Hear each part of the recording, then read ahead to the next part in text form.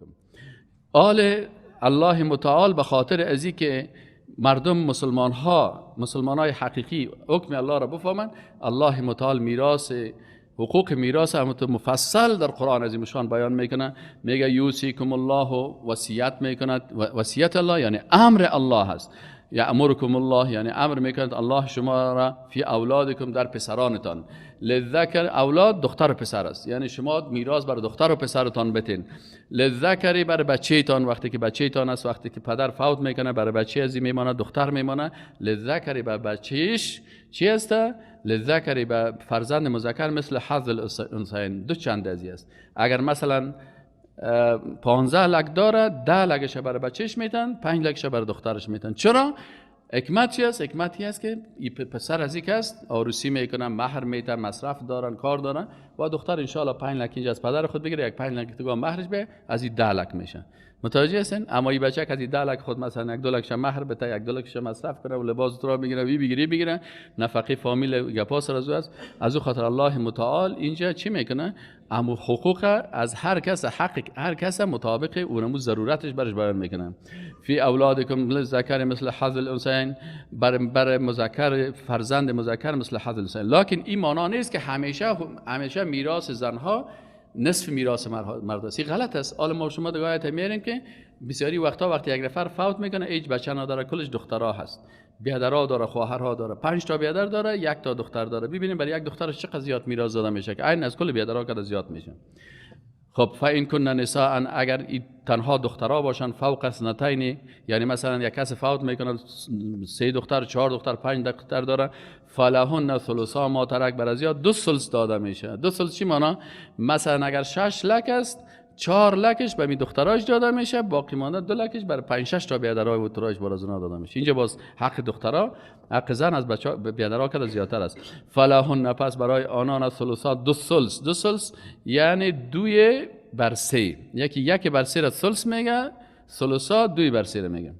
ما ترک آنچه را که ترک کرده، و این کانت واحدتا، اگر 1 دختر مانده بود، فلهن نصف. مثلا یک نفر فوت کرد 1 تا دختر داره، 5 تا بیادر داره. حالا میگه چه قسم میراث از این میشه؟ میگه نصف مال میراث برای دختر میرسه. 5 لک برای دختر میرسه، 5 لک دیگه به 5 بیادر میرسه. برای هر مرد 1 لک رسید، برای این دختر چند رسید؟ 5 لک رسید. بعضی کسا امی دین نمیفهمن، باز تومت میکنن سر اسلام. او تنها نصف که است که دو چند حق زن میگیره، تنها در خوار بیادر است، در خوار بیادر است، اما در دیگه حالاتی قسم نیست.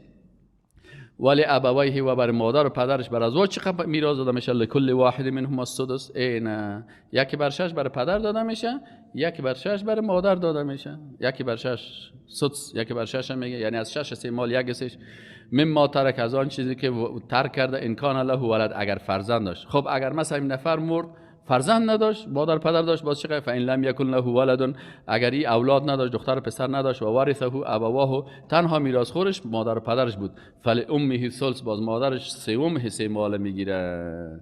فإن کان له اخوه، اگر باز برادرها داشتن، فلامه السدس، باز اگه برادرها داشت، فلامه السدس، باز با مادرش 1/6 میرسن. من بعد وصیت، بعد از ادای وصیتی که این میکنه، یعنی او دین، یعنی مال میراث که 4 قسمت میشه. با 4 چیز در میراث مراد بگیره. میراث اول تکفین و تجهیزش است. این خیرات و شوجمگی و ترا در میراث نیست، فقط تکفین و تجهیز است. پیسه کفن از اون مال گرفته میتونی، و پیسه نمیقدر که ایده در قبر برسه، در قبر گذاشته شه و دفن شه. این میره تکفین و تجهیز میگن. دیگه این خیرات و صدقه و مصارف دیگه که اینا میکنن، یا هیچ کدامش اینجا در میراث شامل نیست. اگه متوجه هستین؟ دوم در میراث کس چی هست؟ دین است، قرضایش حساب میکنین. اگر کس سند داشت، شاهد داشت، آورد سند، باز از این میراث از این قرضایش ادا میشن. بعد از قرضایش وصیتش هم در 1/3 استعمالش، یعنی در ثلث. اگر وصیت کرد مثلا 15 لک داره، میتونن تا 5 لک ای وصیت بکنن، 2 لک 3 لک وصیت کنن تا 5 لک. بازی وصیتاش باز 4 قسمتش باز تقسیم میشه مالش، بمو فامیلش ترکه میشه یا تقسیم میشه. اونم بم کسایی که الله متعال او را در قرآن هم گفته، در احادیث هم رسول الله صلی الله علیه و بیان کرده، و فقهای اسلامی را مفصلا تشریح کردن. یوسی بها من بعد وصیت، بعد از وصیتی که کرده باشد، او دین، و بعد از قرضی که یعنی مال میراث بعد از وصیت و دین ادا میشه. اول وا باید خلاص شود.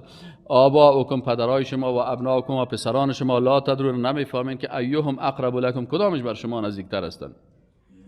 نفر از نگاه منفعت، فریضتا، الباز الله متعال میگه این مسائل میراث که از که بسیاری کسا پیش خوار خود میره که خوارجان اگر رقت به من نبخشی باز من کدت رابطه نمی داشته باشم، من باز از پیش خفه میشم، باز من چطور میکنم چل برش جور میکنم.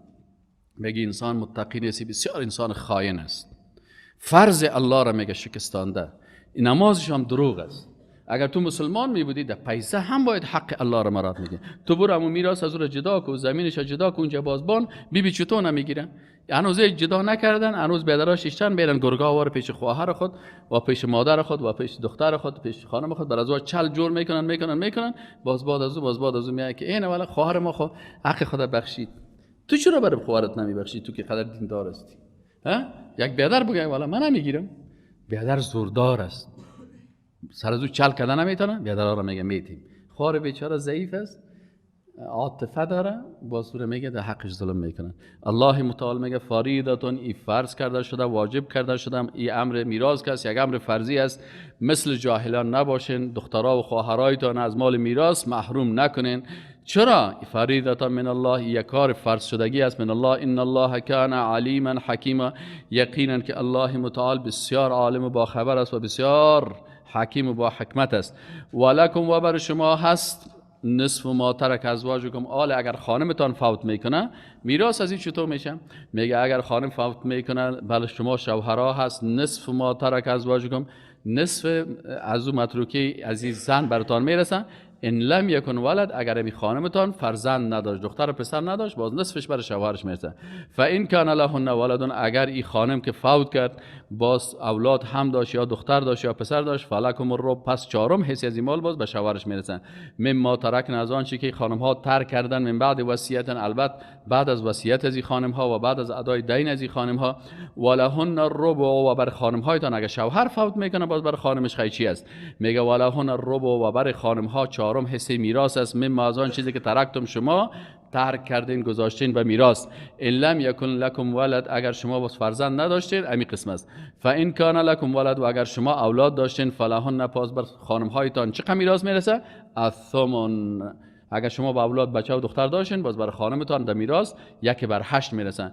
مما ترکتم، از آن چی که ترک کردین، من بعد وصیت توصون بها، بعد از وصیتی که شما وصیت کردین، او دین، و بعد از دین.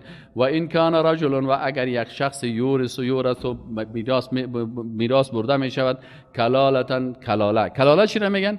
یعنی یک نفر فوت میکنه، نه مادر و پدر کلان و مادر کلان داره و نه هم دختر و پسر و نواسه و کواسه، هیچ چیز نداره. همونطور این بعضی کاکا را سل کنی که یا چی شدن، همونطور بیزن خدا زدهشن 45-50 ساله 60 ساله لندغر میگردن، هیچ ازدواج نکردن. میگه اگه این نفر بمره یورث کلالتن، میگه ای بی فرزند، بی اولاد، بی مادر، بی پدر چی است؟ او امراتون یا خانمه، وله و برازو چی است؟ اخون بیادر داره او یا اختون خواهر داره، فلکل واحد منهم السدس، و بر از اینا هر کدامشان سدس داده میشه. فان کانوا اکثر من ذلك، اگر از این بیشتر بودن، فهم شرکاء فی الثلث، اونا شریک میباشن در حصه سوم مال، تقسیم میکنن سوم میشه. من بعد وصیت یوصی بها دین، بعد از وصیتی که میکنه یا دینی که گفته است، غیر مضار، بدون ضرر رسانی به کسی، یعنی بیشتر از سوم حصه حق وصیت نداره. وصیت من الله، اینمی حقوق میراث که است، این وصیت و امر الله هست، فرمان الله هست. و کسی که باز ایره چی میکنن؟ تلف میکنن و پیسه میراث هم میخورن، باز تمام روز عمره و حج روانه هستن و تمام روز تقوا و نماز میخوانن، یا کلش میگه دروغگوی هستن، وصیت الله را شکستاندن، امر الله را شکستاندن، مخالفت امر الله را کردن. والله علیم، الله متعال بسیار با خبر است از این نیت های از اینا، حلیم و بردبار است، زود جزا نمیتیشان، لکن در روز آخرت چی میکنن؟ الله جزا میتیشانه. از این خاطر میگه تلک حدود الله، اینمی حد و مرز الله هست. و من یطع الله و رسوله، و هر کسی که اطاعت از الله و رسولش بکنه در تمام احکام، یدخله جنات تجری، الله را داخل میکنه در باغهایی که جاری میباشه، من تحت الانهار، از زیر آن جویبارها، خالدین فیها، همیشه در می باشه. و ذلک الفوز العظیم، این بسیار فوز کامیابی بزرگ است. و من یعص الله و رسوله و یتعد حدوده، و هر کسی که نافرمانی، و من یعصی، و هر کسی که معصیت و نافرمانی الله را میکنه، میراث مردم میخوره، در میراث غلطی میکنه، بسیاری وقتا نام بعض شخصا را از میراث از بین میبره، بعضی از اقارب خود اونا را بخی از میراث نامشان از بین میبره، دروغ و فریبکاری میکنه، خواهر خود میراث نمیده، اما و خاله و گپای خود بسیاری وقتا کسایی که امروز از اینا در میراث پدرکلانشان شریک است، در حق از اونا ظلم میکنه، در حق عمه ظلم میکنه، در حق کاکا ظلم میکنه، در حق بیادر ظلم میکنه، در حق دختر ظلم میکنه. اینا معصیت الله را میکنن و معصیت رسولش را میکنن. اینا را الله متعال میگه و من یعص الله، و کسی که نافرمانی الله را بکنه و نافرمانی پیغمبرش را بکنه و یتعد حدوده و تجاوز بکنه به حدود الله، احکام الله را تطبیق نکنه، الله متعال به حرام خورای میراث خورای حرام خور شکم کرده چی جزا میده؟ الله میگه یدخله، داخل میکنه اینا را نارن، در آتش دوزخ، تا که دل همون مردمای مظلوم سرشان یخ شوه، خالدن فیها، یا باز می دوزخ همیشه میمانن، وله عذاب مهین. بازی ها چرا همیشه میمانن؟ چرا که بازی میراث هم میگه خب ما کار حرام نکردیم، حق ما بود، خب کردیم که خوردیم، او رو بر خود حلال جور میکنن. حرام گفته خود نمیخوره، میگه نه حق ماست، خب کردیم که خوردیم. پس الله متعال میگه با این گپش کافر شد.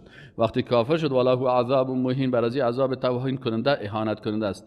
والله یک موضوع دیگر میگه که در جمله چی است؟ در مسئله چی است؟ زنا هست. در عصر جاهلیت زنهای زناکار زیاد بودن، لکن اگر کسی از این توبه نمیکنه الله متعال بر زنا حکم بیان کرد. والله اگر بعضی از خانمهای هستن که اینها خانمهای بدکاره هستن، یأتین میاین الفاحشه، به اعمال فحش یعنی زنا، من نسائکم، از خانمهایی که در بین شما هستن، فاستشهدوا، پس شما شاهد بگیرین.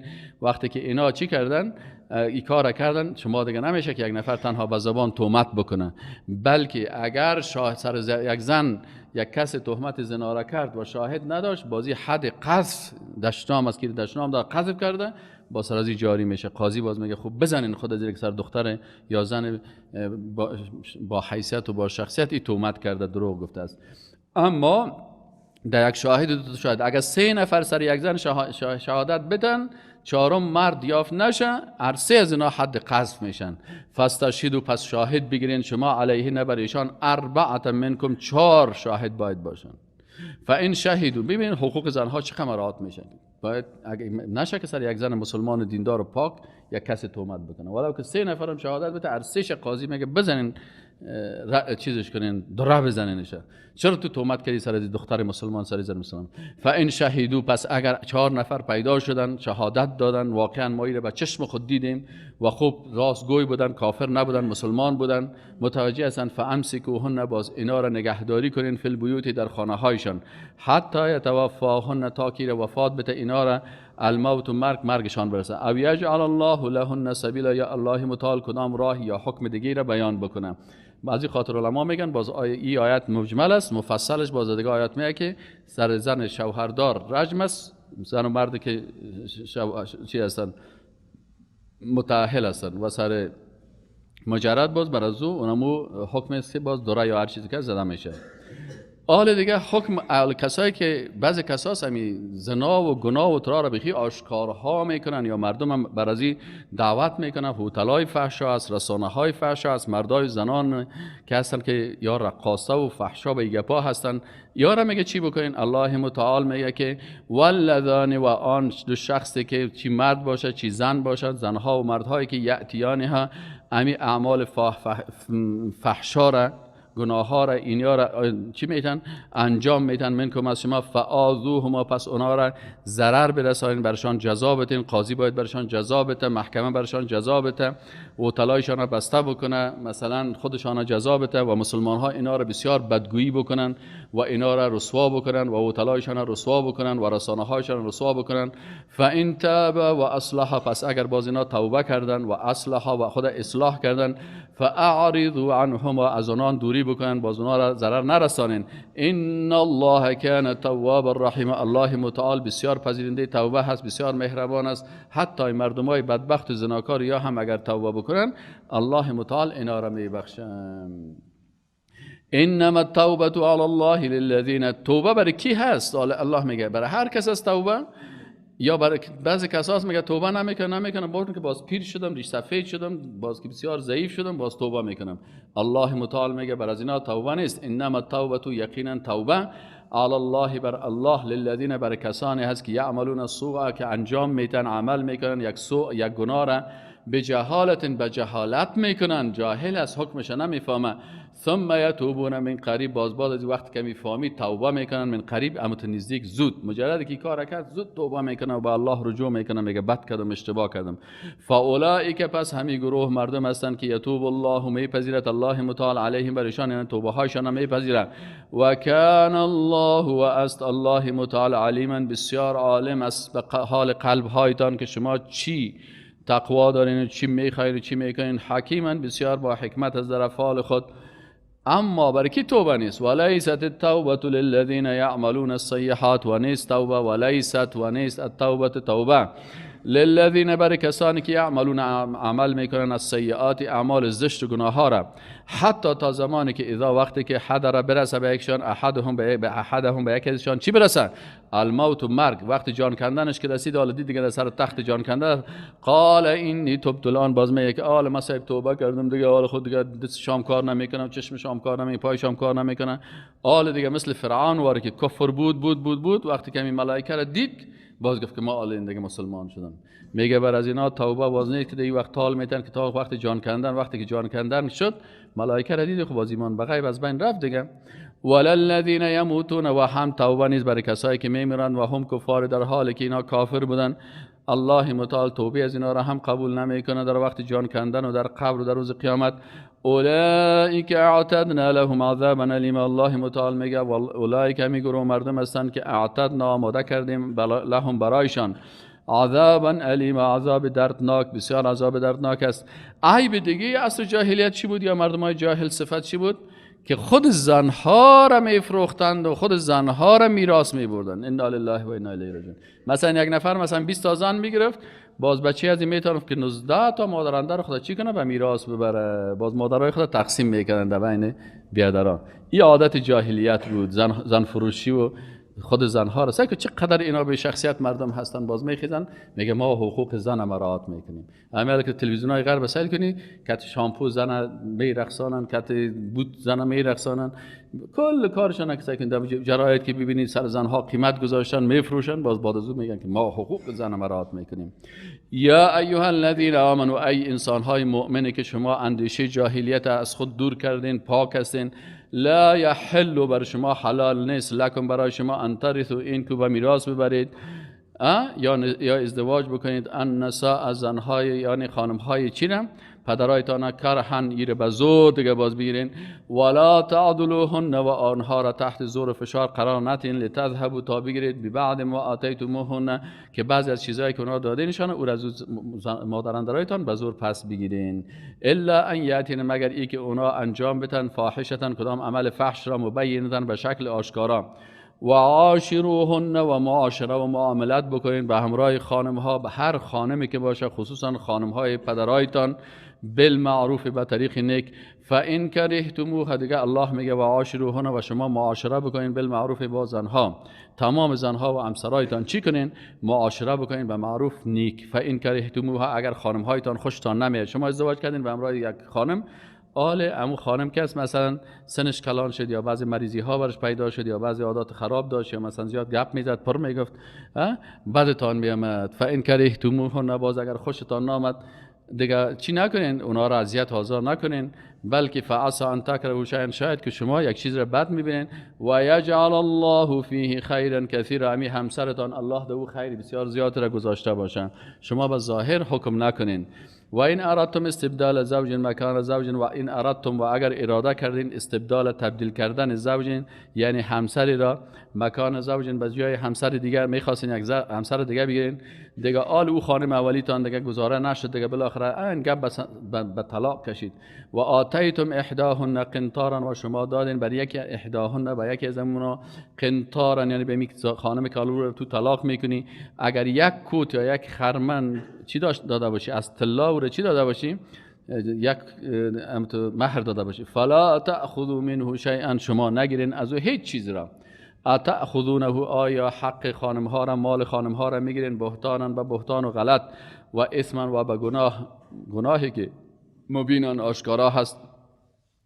و کیف تأخذونه، و شما چطور این مهرهای از اینا را پس از پیشان میگیرین. وقد افضا بعضکم، در حالی که تمتع نمودین بعضی از شما، الی بعض، از بعضی دیگه. شما از اونا تا وقتی که بود، تا که همسرتان بود، خود شما امرای از اونا زندگی کردین، از اونا مثلا لذت بردین، زندگی نرمال و خوب داشتین. و اخذنا منکم میثاقا غلیظا، اون خانم هایتان در قسمت میراث از شما گرفته بودن میثاقا غلیظا، پیمان محکم. شما همین مهر خود با اساس یک عقد نکاح برشان تعیین کرده بودین. دیگه موضوع چی هست؟ میگه که امرای کسایی که پدرایتان نکاح کردن، امرای مادراندر نکاح در عصر جاهلیت مادراندر میگرفتن، باز مادراندر بچه اندر میگرفت، مادراندر خود نکاح میکرد. این عادت جاهلیت بود. ولا تنکحوا، به نکاح نگیرید، ما نکح آن خانم هایی را که نکاح که نموده اند آباؤکم، پدرای شما، من النساء، از خانم ها، الا مگر ما قد سلفان، چی قبل از نزول قرآن در عصر جاهلیت گذاشته هست. او کار اگه کردین دیگه الله میبخشتن، حالی که مسلمان شدین این کار نکنید. انه کان، یقینا که می کار هست، فاحشتن، یک عمل فحش، ناروا، زشت، و مقتا، و بسیار ناروا و زشت است، و ساء السبیل، و بسیار راه بد است، بسیار کار خراب است.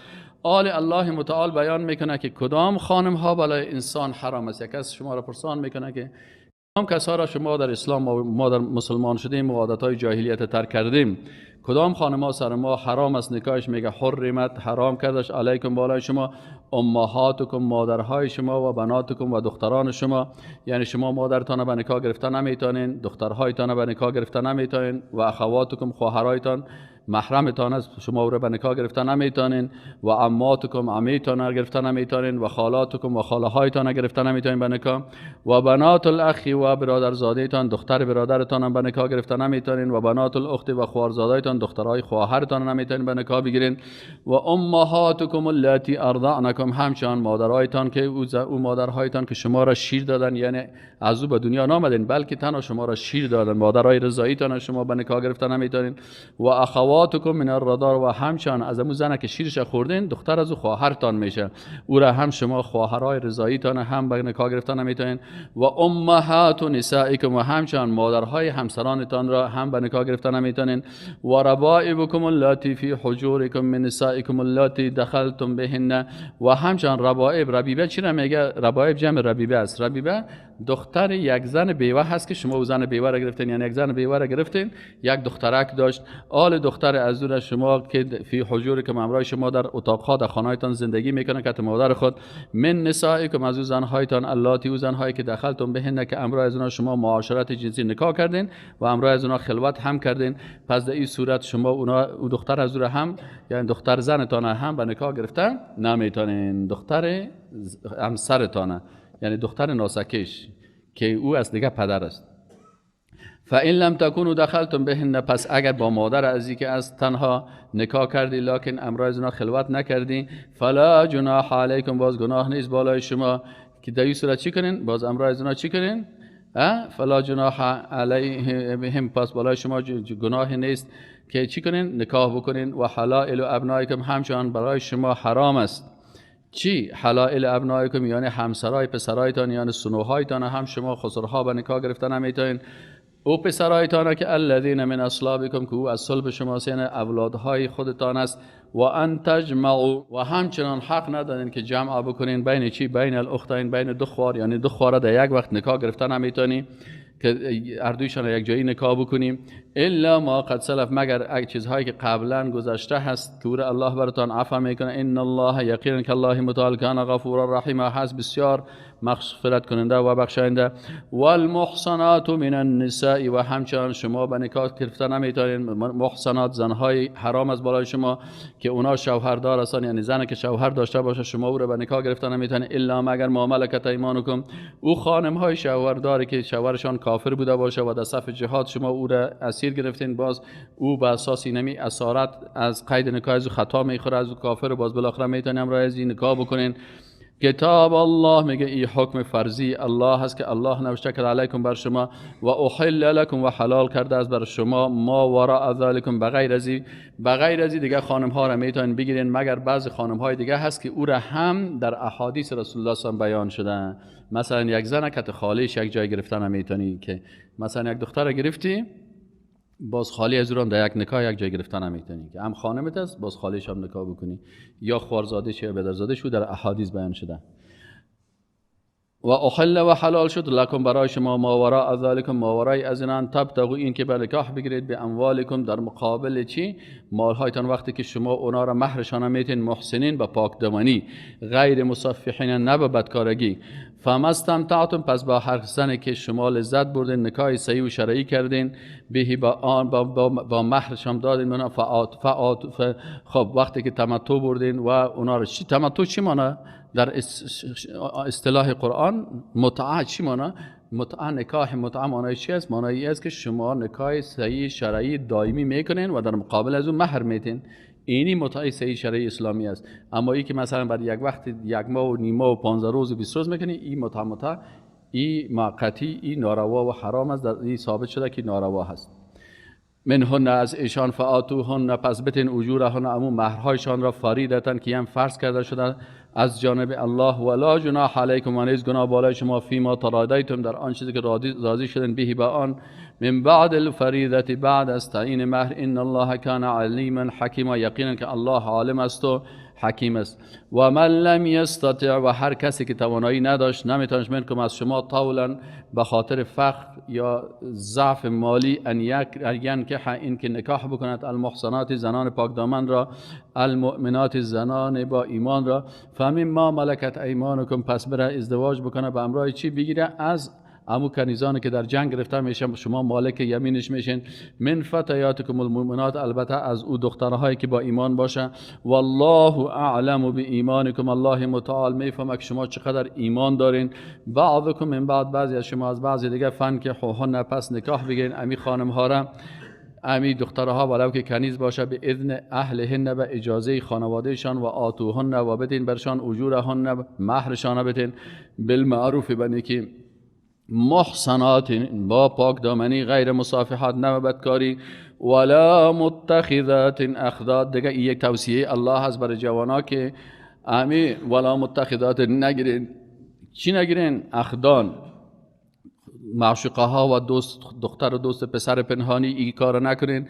یعنی حرام است که کسی امرا یک دختر به خبر والدینش امر از رابطه داشته باشه یا کتی یک بچه بدون خبر پدر و مادرش این رابطه داشته باشه که بگه این معشوقیم است یا گرل فرند است یا بای فرند است. این کارهای کافرا را نکنین.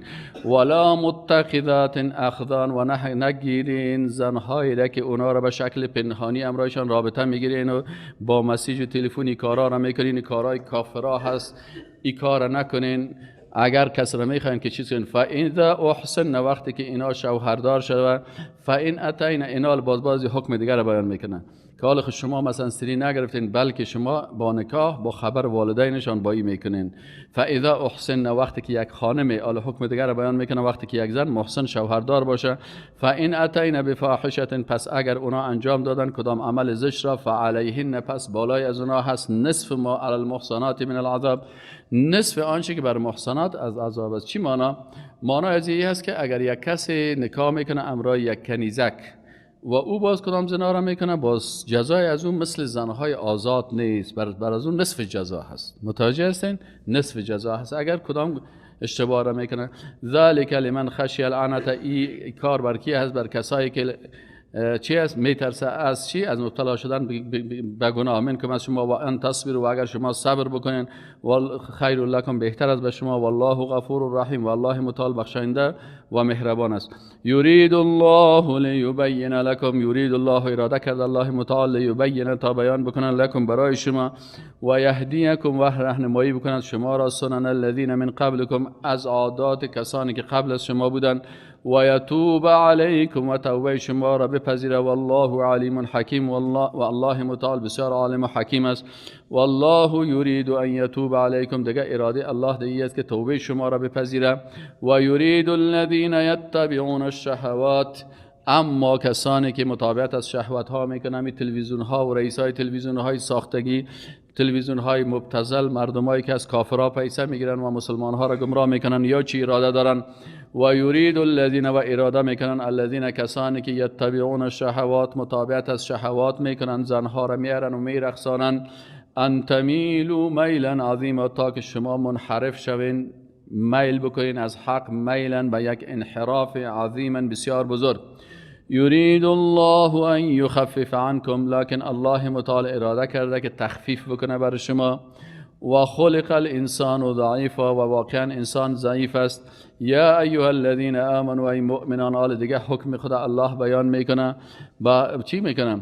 میگه شما مال به باطل نخورین. یا ایها الذین آمنوا، ای مؤمنان، لا تاکلوا، نخورین اموالکم، مالهایتان را بینکم، در بینتان، بالباطل، به باطل ناروا. باطل ناروا چی است؟ به سود نخورین، به سرقت نخورین، دزدی، به غصب نخورین که سر مال کس مثلا غصب بکنین، به زور بگیرین، به رشوت نخورین، به قسم ها و سخنهای دروغ نخورین، به شهادت دروغی نخورین. یعنی با تیززبانی و چالاکی و غلطی مال کس حلال نمیشه.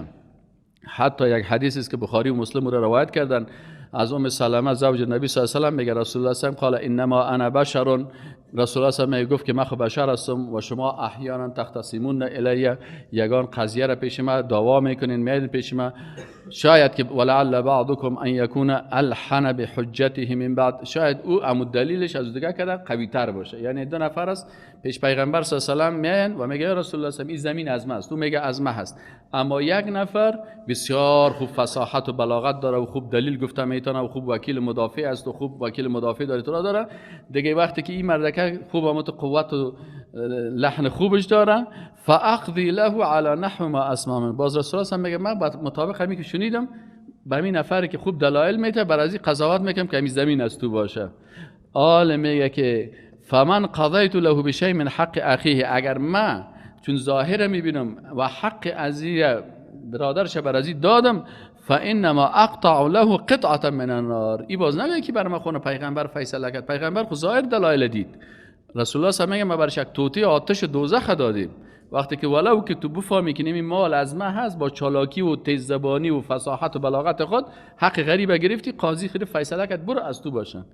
آله نشدی قاضی فیصله کرد، بلکه تو میفهمی که زمین خانه از من است، ما چالاکی کردیم، دلایل ناقی و دروغ گفتیم، ایریش سفیدا یا کلانا یا قاضی که فیصله کردی بر ما داده، من مستحق از این نبودم. رسول الله صلی الله علیه و آله میگه که تو آتش دوزخ عمو زمین عمو خانه که قاضی فیصله هم کرده باشه، چون تو دو چالاکی کردی، غلطی کردی، شاهد دروغ آوردی، گریان ناقی کردی، دعوای ناقی. بعضی کسا دعوا جلب هستن، میتونه که زنده خانه تا دعوا بکنه و دلایل گفته میره در محکمه، قاضی میگه بتش خلاص ازش، این حال میگه آتش دوزخ بر تو داده میشه.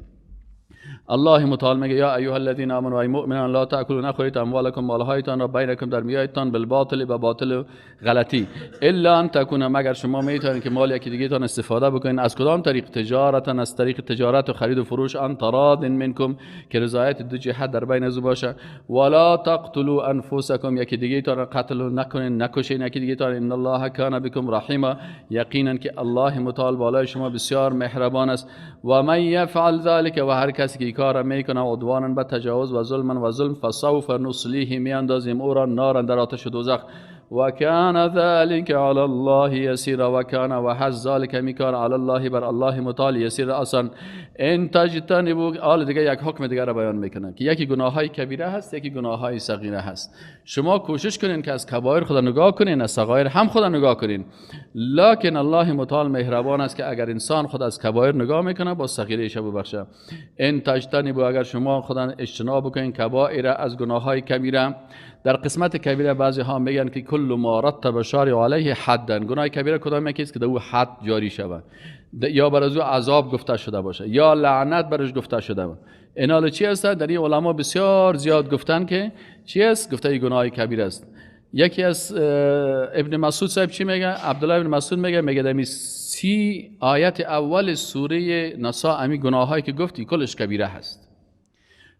و دیگه چی است؟ میگه کبایر 7 است. شرک به الله هست، قتل است، قذف محصن است، دشنام دادن زنها و مردای بیگناه است، خوردن مال یتیم است، ربا هست. یعنی این کتاب ها دنیا شما اگر بخوانید باز گناه های کبیره. الله متعال میگه که از شما اگر از گناه های کبیر ما آنچه که تنهون منع شده این از این چی که کردین عنه از آن نکفر عنکم سیئاتکم، باز الله متعال میگه که ما دیگه گناه های صغیره شما را چی میکنیم؟ میبخشیم. و نکفر و از بین میبریم یا میبخشیم عنکم از شما سیئاتکم گناه های صغیره شما را. و ندخلکم و داخل میکنیم شما را مدخلا کریما در یک جایگاهی بسیار خوب و درست. ولا تتمنوا ما فضل الله به بعضکم. دیگه بعضی کساس میگه شما وقتی که یک کس را دیدین که یک فضیلت داره شما او رو به غلط تمنا نکنین، بلکه اگر میخواین شما به مثبت چیز کنین.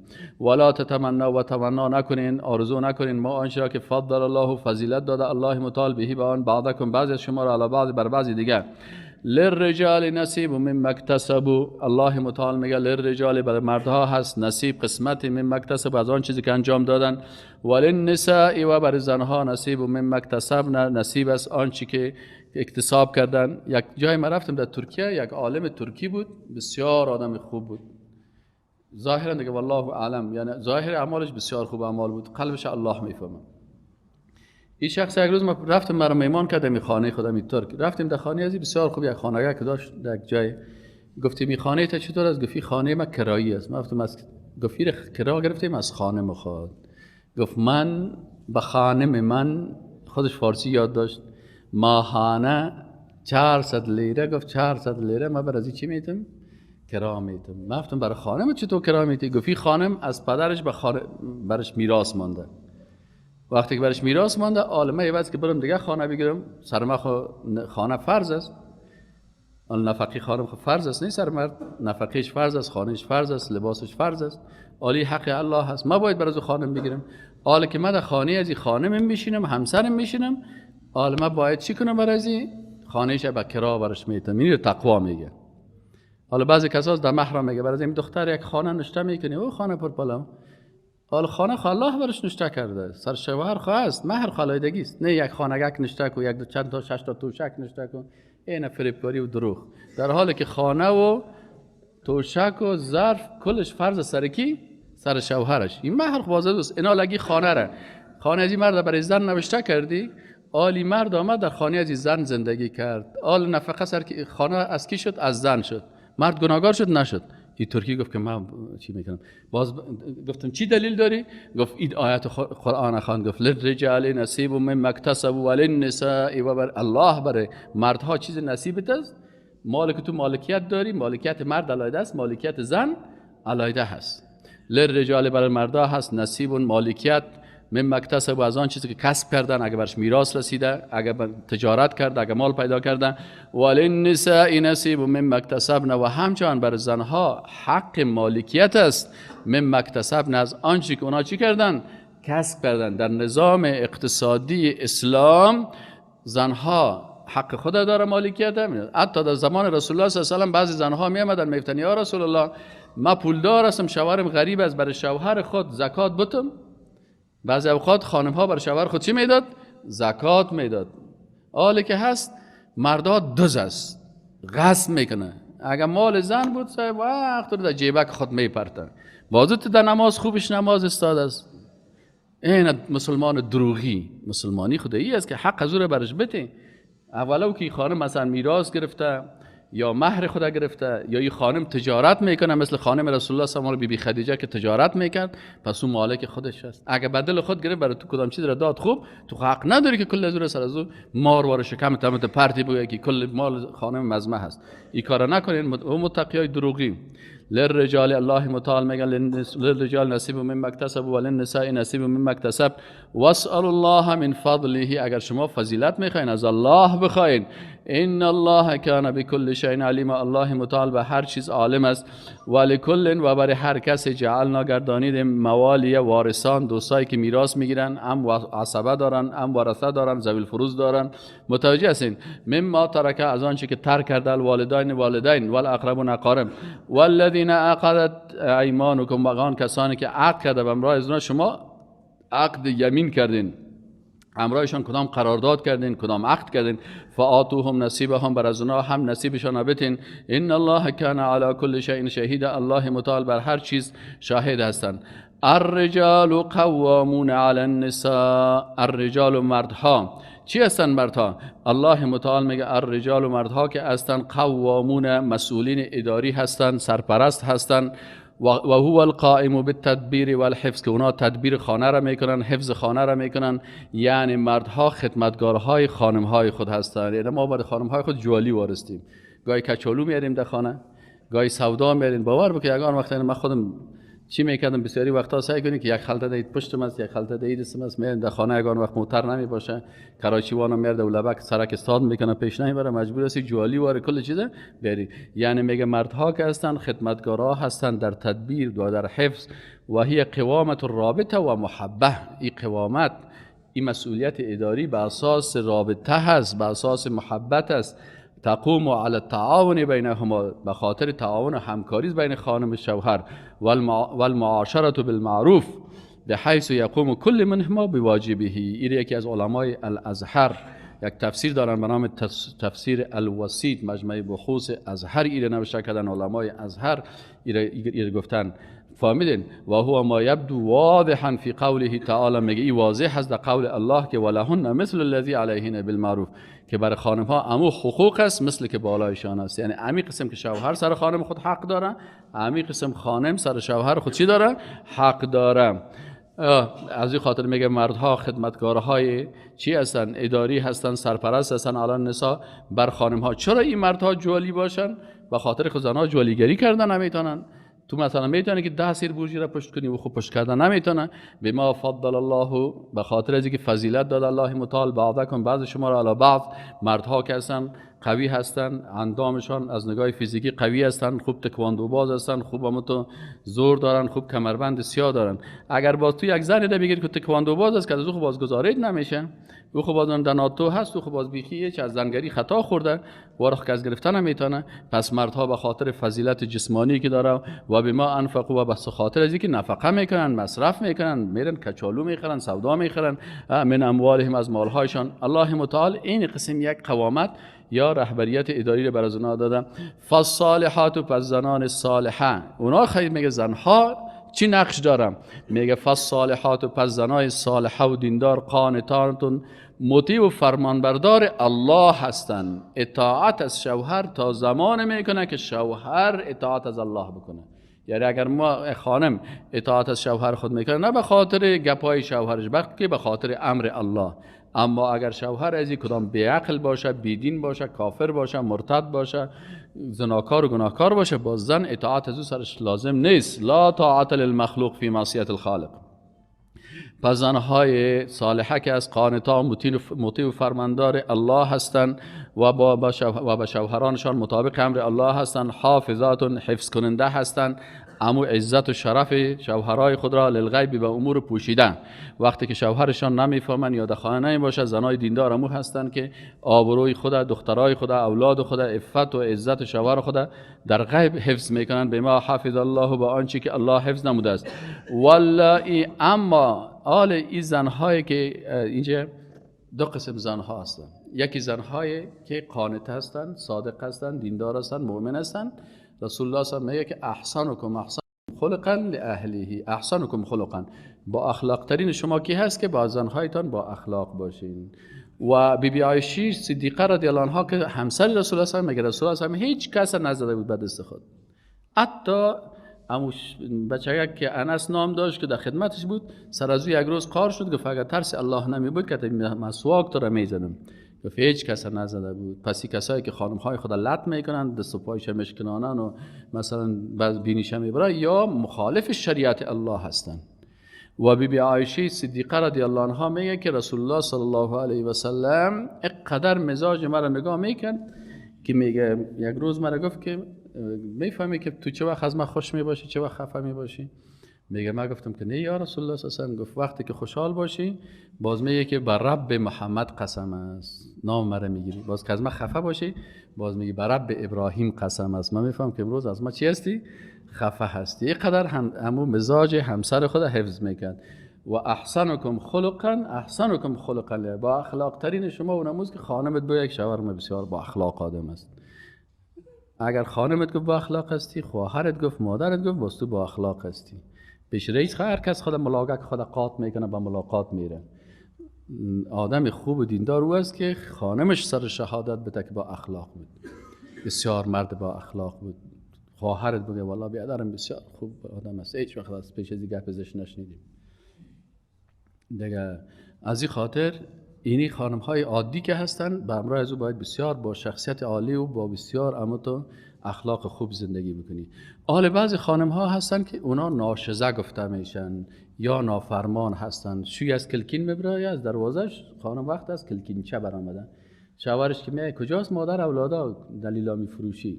این واللاتی و خانم هایی که نشوز و تخافون میترسن ازشان نشوزهان، این حکم از بعضی کسایی رو نمیفهمن.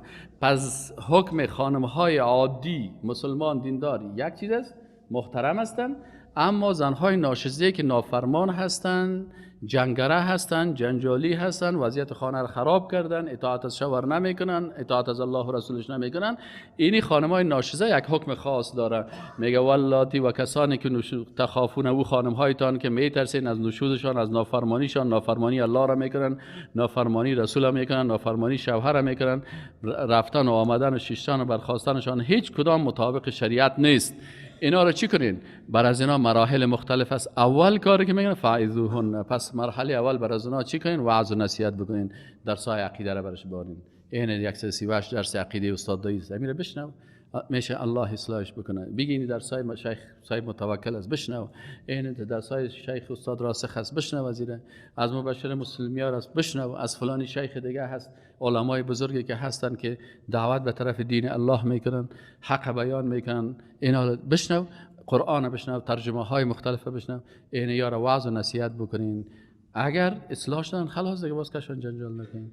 اگر دیدی که هیچ رأی نزد، در نصیحت چیز گوش نگرفت، مرحله دوم اصلاح چی است؟ میگه وهجروهن، از اینا دوری بکنین، قرار بگید من دیگه اون جای خو نمیکنم، من رفتم به اتاق دیگه خو میکنم. بعضی خانم باز وقتی که وهجروهن دوری بکنین فی المضاجع، در بسترها، باز این مرحله دوم اصلاح میشه. میگه او ولی خفه شده، پس من میگه بسیار ببخشید بابی اولادا جان، دیگه ان شاء الله کار ما شما پس جور میشه، نوربال میشیم. اگر بازو تو بود که برو گم شو بستریت چی که در اونجا میپرتی ببر بیخیند و طویله پرتشه، هیچ رای نمیزنم. بازو دیده که با وجود از هم امی قسم نافرمانی خودم میکنن، الله متعال میگه واضربوهن، و اونها را چی کنین؟ سرزنش بکنین. چه قسم سرزنش بکنین؟ که رسول الله صلی الله علیه و سلم میگه که او درب مباحی که برای شوهرها گفته شده از غیر مبرح، ات تنبیه میکنینشان که او تنبیه کدام جای در رویش نزنی، مثلا دسمستش یا کلک ملکش نشکنه او تو چیز نشه. یک صحابه یکی از مفسرین میگن این قدیفه یک تا خوب تاو بدی که از یک دو سه دانه که تو زیاد اوگار نشه. این تو میگه که ازی چی کو چیزش کو. یکی دیگه میگه که اگه کته مسواک مثلا یک دو دانه دکش بیتی که یعنی پس اصلاح شو که نکو از الله بتاس چیزای کارا رو میگن. فاین اطعنکم، پس اگر اونا باز اطاعت کردن پس جور شدن، فلا تبغوا علیهن سبیلا، باز زیاد پشت سر از اینا دیگه راه ها را زیاد جستجو نکنین، راه های خرابی و بربادی و طلاقی گپا را پیش نکنین. ان الله یقینا که الله متعال کان هست عالیا بسیار بلند مرتبه، کبیرا بزرگ، پس شما حکم الله را تطبیق بکنین او بسیار به منفعتان است. و این خفتم اول اگر دیدن که دیگه هیچ اصلاحات نمیشه دیگه، والا بیادر دیگه هر قدر که کدم هیچ تمام مراحل تطبیق کردم هیچ دیگه نشد. چی میگه؟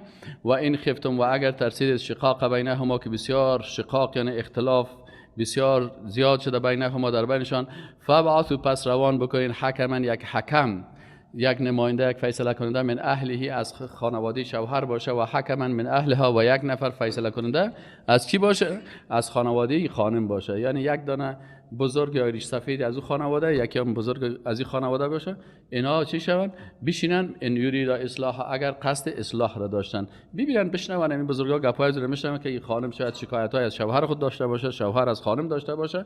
بر از اینا میگن اگر قصد یوفق الله ان یرید اصلاح، اگر اینا اراده اصلاح داشته باشن، یوفق الله بینهما، الله در بین ازنا توفیق میپرته، ان شاء اینا را موفق میگن. ان الله کان علیما خبیرا، یقینا که الله متعال علیم است و با خبر است. این چی خانم شوهر اراده خیر داشته باشه، چی میدی تا ریش سفید کلان.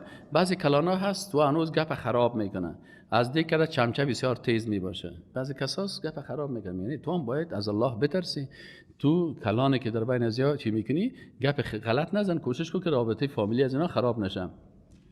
الله متعال میگه برای مسلمان ها که شما خود دیدین که چی است مسلمان واقعی که از جاهلیت دور از چی صفات دارن. وعبد الله، شما عبادت بکنید الله را، ولا تشرکو و شریک نیارین بهی، به الله متعال شین هیچ چیز را. در ذاتش هم کس را شریک نکنین، در صفاتش هم، در افعالش هم، در عبادتش و در اطاعتش. و بالوالدین احسان، به مادر و پدرتان احسان بکنین. احسان به زبان میشه گپ خوب میگی. احسان به چی میشه؟ احسان به اعضای بدن میشه که حرکات دست جور بکنی. و احسان به مال میشه که در این ماش ماهوارت برای پدر مادرت یک چیز سهمیه بدی. و بالوالدین احسان، الله متعال میگه شما با والدینتان چی احسان داشته باشین. و همچنان به ذی القربی، با اقاربتان، و الیتامی، و با یتیما احسان بکنین. و بالمساکین، با مسکینا احسان بکنین. والجار ذی القربی، و به همسایه‌ای که قریب شماست، از اقارب شماست. والجار الجنوبی، و همسایه‌ای که اقاربتان نیست. پس همسایه که است، مثلا همسایه‌ای که هم مسلمان است، هم اقاربت است و هم همسایه است، سه حق دارن: حق همسایگی، حق مسلمانی و حق قرابت. اگر همسایه‌ای که مثلا همسایه هست و مسلمان است، این دو حق داره. همسایه‌ای که حتی مسلمان است کافر است، این اون دو است، این مثلا یک حق همسایگی داره.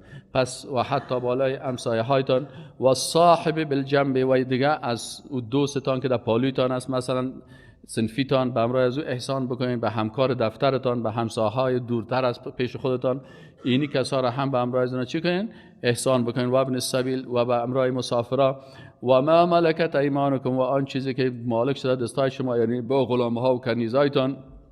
ان الله یقینا که الله متعال لا یحب، و ما ملکت ایمانکم، و آن چیزی که مالک شده دستهایتان، یعنی غلام‌ها و کنیزایتان. ان الله یقینا که الله متعال لا یحب، دوست نداره. کی را دوست نداره؟ من کان، هر کسی که مختالا بسیار خیال کننده و متکبر است، زیاد خیال میکنه، سر کلگی خیشا و قومای خود بسیار افتخار میکنه و بسیار دیگه بر از اون کلانکار است، ولی فلانی از پیش زیاد شکایت میشه. فخورن، بسیار فخر کننده از دیگه کشیش که با صفاتهای خودش شروع میکنه که من خوبی ها دارم، این دارم، میدونم. الذین، دیگه کسانی که یبخلون، بخیلی میکنه. و یأمرون الناس بالبخل، دیگه صفت زشت جاهلیت چی از بخیلی هست. شما مسلمان ها بخیل نباشین. و یکتمون ما آتاهم الله من فضله، و اینا به اساس بخیلی الله برشان کدام فضیلت داده او را هیچ بر دیگران نمیتن، پت میکنن. برش بگی تو بیا یک درس بگیریم، نه والا صاحب من حوصله ندارم. تو بگی یک درس ترجمه قرآن بگیم، نه صاحب من والا وقت ندارم. کی وقت داره؟ قدر شما مست مونده. ما بیایم برای شما چیز کنم. اگه پیسه میتی دلاری باز میتم، اگه تو که نباشه ما وقت ندارم. این دیگه الله متعال میگه کسایی که چی میکنن؟ کسایی که و یکتمون، و بخیلی هم در مال میشه هم در علم میشه. و یکتمون ما آتاهم الله من فضله، و میپوشانن چیزهایی که الله برشان داده است، من فضله، از فضل و احسانش. و اعتدنا للکافرین عذابا مهینا، الله متعال میگه ما آماده کردیم برای کافرها عذاب بسیار توهین کننده. والذین، مسلمان های حقیقی کی است؟ انال مسلمان حقیقی است که از ریاکاری خود دور بسازه. یکی همین شرک در چی میشه؟ شرک در نیت. چی است؟ که انسان در نیتش 100% مخلوق باشه. بسیاری خیرات ها را ببینید پرسان کنید چرا خیرات کردی؟ این شرک کرده، میگیره به خاطر عبدالرزاق اخت کردیم. والذین، و کسانی که ينفقون نفقه میکنن اموالهم، مالهایشان را رئاء الناس، به خاطر ریاکاری به مردم. ولا یؤمنون، و ایمان ندارن، بالله، به الله، ولا بالیوم الاخر، و به آخرت، نه رضایت الله در نظرش است و نه به خاطر روز آخرت، فقط به خاطر منافع دنیوی.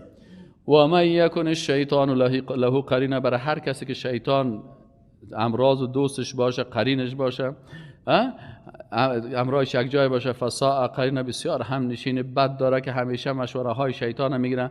و ماذا علیهم، و چی میشد، چی نقصان میکردن علیهم، بالای از این مردم چی نقصان بود. لو آمنو، اگر ایمان میآوردن، بالله، به الله، و الیوم الاخر، و به روز آخرت. و انفقوا مما رزقهم الله، و انفقوا، و نفقه میکردن، مما از آن چیزی که رزقهم الله روزی داد الله برشان. و کان الله بهم علیما، و الله متعال حسب ایشان بسیار عالم با خبر. الله متعال ذات عادل است، برای یک کس هیچ چیز ظلم نمیکنه. این الله، یقین داشته باشین ای مسلمانان که الله او ذات است که لا یظلم، ظلم نمیکند، مثقال ذره، به اندازه ذره یک مثقال ذره. مثقال میگه چی است؟ میگه یگان وقت خانه رو جارو میکنن در بین روشنی میبینین که تو ذره ذره تو گردک ها معلوم میشه. به اندازه نمی میدگی از می هم الله متعال سر کسی میگه ظلم نمیکنه. مثقال ذره. و این تکو حسنتا، اگر باشد کدام نیکی، حسنه نیکی باشه، یضاعف الله را دو چند الی 700 چند میسدن. و یؤتی من لدنه، الله میت از جانب خودش اجر عظیمه، اجر بسیار بزرگ. فکیف اذا جئنا من کل امت بشهید، میگه چه قسم می باشه او لحظه ای که جئنا، اذا وقتی که جئنا بیاوریم من کل امت، نظر امت، بشهید یک شاهد، و جئنا بک، و بیاوریم تو را ای رسول الله صلی الله علیه و سلم علی هؤلاء شهیدا، بر این مسلمان ها شهید. یومئذ، در روز قیامت، یود الذین کفروا، آرزو میکنن کسایی که کافر شدن، و عصوا الرسول، و نافرمانی رسول الله صلی الله علیه و سلم کردن، لو تسوا بهم الارض، کاش که امی زمین سر ما اموت هموار مساوی می بود که هیچ کس ما را نمیشناخت، قبر ما هیچ بلند نمیشدیم. ولا یکتمون، و میگن که کاش که ما پنهان نمی کردیم حدیثا، احکام الله را. یا ایها الذین آمنوا، آل، مثلا ما شما خوانده بودیم که در شراب چی بوده؟ تدرج چی را میگه؟ که احکام الله آستا آستا میامد، به درجه میامد. متوجه هستین؟ الله متعال میگه که احکام شراب چی بود؟ به تدرج آمده است. اول آیات دو آمدن، یک آیاتی هست بازی هم منسوخ شده که درباره چی آمده بود؟ درباره شراب. یا ایها الذین آمنوا، ای مؤمنان، لا تقربوا الصلاة، به نماز نزدیک نشین، و انتم سکارا، در حالی که نشه باشین. در اول شراب حرام نشده بود، یعنی میفکس شراب داشته خورده باشه باید در اون وقت نماز نزدیک نشه، حتی تعلموا، تا که بفهمین که ما تقولون، چرا که میگین. ولا جنوبا، باز پسان یه حکم شراب به کدام آیاتی چیز شده؟ آیاتی که انما الخمر والمیسر والانصاب والازلام رجس من عمل شیطان فاجتنبوه، بازی که پیخی قاطع حرام شده که در هیچ حالت خوردن نمیتین. ولا جنوبا، و نه هم در حالت جنابت شما به نماز نزدیک نشین، الا مگر ای که عابر سبیل، مسافر باشین. حتی تغتسلوا، اگر مسافر بودی با سرتی حالت آمد و آب نداشتی، باز میتونی تیمم بکنی. حتی تغتسلوا، تا ای که غسل بکنی. و این کنتم مرضى، و اگر مریض بودین، او علی سفر، یا در سفر بودین، او جاء احد منکم من الغایط، یا یکی از شما از تشناب یا از رفع ضرورت برای، او لامستم النساء، یا به همسرانتان نزدیک شدین، فلم تجدوا ماء، باز آب نیافتین، فتیمموا صعیدا طیبا، یعنی شما میتونین تیمم بکنین، ام تیمم به وضو میشه، ام بر جنابت میشه، در صورتی که است توانایی به آب نداشته باشه. چه قسم تیمم بکنیم؟ میگه فامسحوا، پس مسح بکنین به وجوهکم، بر روحایتان، و ایدیکم و دستایتان، ان الله کان عفوا غفورا، الله بسیار عفو کننده و مغفرت کننده است. الم تر، میگه ای رسول الله صلی الله علیه و سلم، باز اهل کتاب و بدیهایشان بیان میکنم. میگه الم تر الی الذین، آیا ندیدی به طرف کسانی که اوتو داده شدن نصیب من الکتاب، از کتاب، یشترون الضلالت، اونا میخرن گمراهی را، و یریدون، و اونا اراده میکنن ان تضلوا السبیل، که شما هم از راه گمراه شوید. والله اعلم باعدائکم، و الله متعال اعلم، بسیار عالم است، باعدائکم، به دشمنای شما. و کفا بالله ولیا، و کافی هست بر شما ای مسلمان ها که بالله، که الله متعال ولی دوست شما باشه. و کفا، و کافی هست بالله، که این که الله متعال نصیر، نصرت کننده شما باشه. من الذین هادوا، از کسانی که یهود شدن، یحرفون، تحریف میکنن، الکلمه، کلمات الله را در تورات، عن مواضعه، از جاهایش، و یقولون، و میگن، سایکو بیادبی یهود میگن. چرا اونا کافر شدن؟ یهودیایی که در عصر جاهلیت بودن، اینا چی اشتباه داشتن، چی غلطی داشتن. و یقولون، و میگن، سمعنا، شنیدیم، و عصینا، نافرمانی کردیم. الهی توبه. میگه گوشای ما میشنوه، ما نافرمانی میکنیم، میشنیم. واسمع، و بشنو، غیر مسمعین، باز بردگاه خود میگه بشنو، خودت سخنای ناشنیدنی است، گپا به درد نمیخورم. مردم منع میکنن، خودشان هم نمیشنوند، دیگه هم به گپ‌های دین نمیمانه. میگن نه قرآن گوش نگی، سنت گوش نگی، این ترجمه چی به درد میخوره که میخونیم. و راعینا، باز بیادبی میکنن بر پیغمبر، میگن که راعینا، الفاظ تغییر میتن، کلمات را میگن که در بین از او بیادبی باشه. لیم به السنتهم، با زبان خود کم کم پیش میتن، راعینا را راعینا میگه، یعنی چوپان ما هستی. و طعنا، و به خاطر بدگویی کردن، فی الدین، در دین. ولو انهم، و اگر ایشان قالوا میگفتن، سمعنا، شنیدیم، و اطعنا، و اطاعت کردیم، واسمع و بشنو و انظرنا و نظر کو به طرف ما، یعنی کلمات با ادب میگفتن. لکان خیر لهم، که برشان خوب بود، ایمانشان حفظ میشد، از لعنت الله نجات پیدا میکردن. و اقوام، و بسیار شایسته می بود و خوب می بود برشان. ولکن مشکل از اینا چی بود؟ لعنهم الله، اینا را الله لعنت کرد بکفرهم، به سبب کفرشان. کفرشان چی بود؟ شرک در صفات الله بود، بیادبی در مقابل الله بود. فلا یؤمنون، پس ایمان نمی آورن الا قلیلا، یک تعداد کمی از اینا. یا ایها الذین اوتوا الکتاب، الله خطاب میکنه برشان که ای اهل کتاب، آمینو، ایمان بیارین، به ما نزلنا، به آنچه که ما نازل کردیم، یعنی به قرآن عظیمشان. این قرآن چی هست؟ مصدقا، تصدیق کننده هست، لما معکم، به آن چیزی که پیش شما است، من قبل ان نطمس، پیش از که ما محو کنیم. تمس محو کردن، از بین بردن است. وجوها، روحای شما را. فنردها، پس بگردانیم آن را علی ادبارها، به عقبشان، یعنی رویتان بی قیامت تو کج شود که بیخی هیچ قابل شناخت نباشن.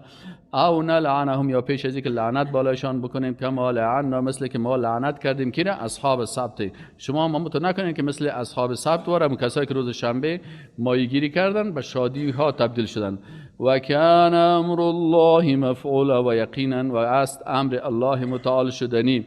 ان الله لا یغفر، الله متعال نمیبخشه ان یشرک، ای که کسی شرک بیاره به با اوش، و یغفر، و میبخشد ما دون ذلک، بغیر از شرک در ذات نمیبخشه، شرک در صفات نمیبخشه، شرک در عبادت نمیبخشه، شرک در اطاعت نمیبخشه.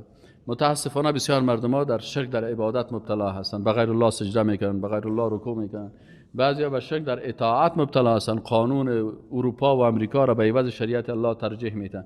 الله متعال میگه مخلوق در ذات یا صفات یا افعال یا عبادت یا اطاعت الله کس شریک کنه، میگه ما نمیبخشیم. و یغفر ما دون ذلک، و میبخشه ما دون از این دیگه گناه کلش پایان است، رتبهش قتل پایین است، قتل پایین است، زنا پایین است. بعضی کسا اگر یک اندک کارک شونه بسیار دیگه یک وقت ما در چیز رفتیم، در یک منطقه است در هندوستان زیاد قبر پرستا هست. ما دخترک ما بردم گفتم تو بیا سعی که یارم که چی کارا میکنن. وقتی که رفت کردیم چبلقای خود رفت، یک زنکه که خودش به قبر سجده میکنه و عبادت میکنه، در شرک مبتلا است دیگه. چه میگه؟ او خدایا اسکو دیکو چپال کی ساعت آگایا ہے، تو یہ سعی که غضب خدا ری کرد، چبلقای خود اینجا اومده درگاه می چپال کی ساعت او چبلقه که در درگاه پوشید سرش غم است، اما خودش که در کلان شرک مبتلا است. الله متعال میگه شرک بسیار جرم بزرگ است. این قتل و زنا یا کس یا مادون از ذالک است، میشه که الله اونا را ببخشه. لا یغفر ان یشرک به، الله نمیبخشه کسی که شرک بیاره به او. و یغفر ما دون ذلک لمن یشاء، و میبخشه پایینتر از او بر هر کسی که خواسته باشه. و من یشرک بالله، و کسی که شرک به الله آورد، فقط افترا، یقینا که مرتکب شده است، اسما عظیما، گناهی بسیار بزرگ. الم تر الی الذین، آیا ندیدی به طرف کسانی که یزکون انفسهم، خودشان خدا تزکیه میکنن، مرده خدا که ناقی مرده باشه، کتی امریکایا و کافران مرده باشه، بازون میگه شهید، کمونیست ها میگه شهید است، لندغر ها میگه شهید است، تجار مخدرات ها میگه شهید است. میگه الم تر، آیا ندیدی الی الذین، به سوی کسانی که یزکون انفسهم، خودشان خدا تزکیه میکنن که ما بسیار خوب مردم هستیم. بل الله یزکی من یشاء، این تزکیه کار الله است. کی مسلمان است، کی شهید است، کی جنتی است، الله متعال بیان میگه. بل الله یزکی من یشاء، بلکه الله متعال تزکیه میکنه هر کسی که خواسته باشه. ولا یظلمون، و ظلم نمیشن فتیل، به اندازه یک تا. فتیل چیه؟ میگه تار خسته خرما رو میگه، یک تارک خرما رو بخوریم خستگیش یک تارک داره، میگه به می اندازه الله متعال کسی را سرش ظلم نمیکنه. انظر، میگه بی او انسانی که تو قرآن میخوانی، کیف یفترون علی الله، چه قسم سر الله تهمت میکنن. او کمونیست کافری که در راه لنین و در راه مارکس مرد، بازو میگن شهید از جنتی هست، باز ملاهایشان هم میخیدن سر قبر از او، باز میگن که اوه شهید فلانی خان، در حالی که او مردار فلانی خان است. انظر بی که کیف، چه قسم اینا یفترون افترا میکنن علی الله، بر الله، الکذب، و دروغ. و کفى به اسم مبینا، کافی است که همینقدر که گناهی بسیار آشکار میکنن. الم تر الی الذین، آیا ندیدی به طرف کسانی که اوتو نصیب من الکتاب، داده شده بر از اونها نصیب از کتاب، یؤمنون، اینا ایمان میآورن، بالجبت، به بتها و قبرها، و الطاغوت و به طاغوت ها انسان های سرکش، کسایی که قانون ضد شریعت الله میسازن، باز اینا میرن از همون طواغیت چی میکنن، چی طاغوت فکری باشه. ما شما در سال قبلی گفتیم که یکی طاغوت های فکری هست، یکی طاغوت های حزبی هست، یکی طاغوت های فردی هست. باز اینا به اینا ایمان دارن. ایمان چی معنی؟ که اطاعت از قانونشان میکنن. و یقولون للذین کفروا، بازی اهل کتابی که کافر شدن بازی چی میگن؟ حتی بر بت پرستا چی میگن؟ هؤلاء اهدی من الذین آمنوا سبیلا، میگه یا از مسلمان‌ها که بسیار هدایت شدن. یک تعداد مردمای قریشی ها آمدن پیش یهود و نصارا، پیش از یهودی آمدن و بر از اینا گفتن که والا ما خیلی زیاد جنجال هستیم، حالا ما حق هستیم که بت پرست هستیم یا اینا که الله را پرستش میکنن؟ باز امیم علمای یهودی که کافر بودن یا چی کردن؟ گفتن شما بت پرستا یا کده خوب هستین. و یقولون، و میگوین للذین کفروا، برای کسایی که کافر هستن بت پرست هستن، ها اولائی، امی شما که هستین اهدا بهتر هستین، خوب هدایت شدین، من الذین، نسبت به کسانی که آمن و ایمان، راه شما سبیلا، نزدیکای راه شما بسیار خوب است. اولئک الذین لعنهم الله، اینمی مردم هستند. کدام مردم؟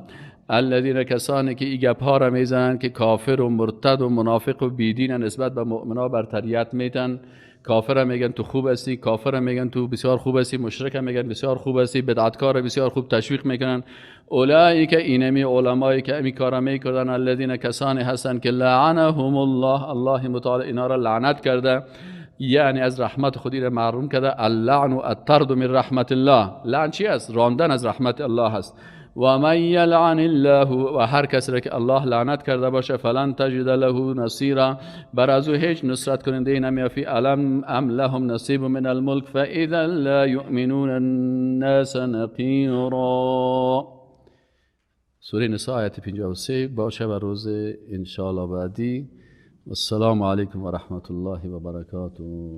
سبحانك اللهم و بحمدک، اشهد ان لا اله الا انت، استغفرک.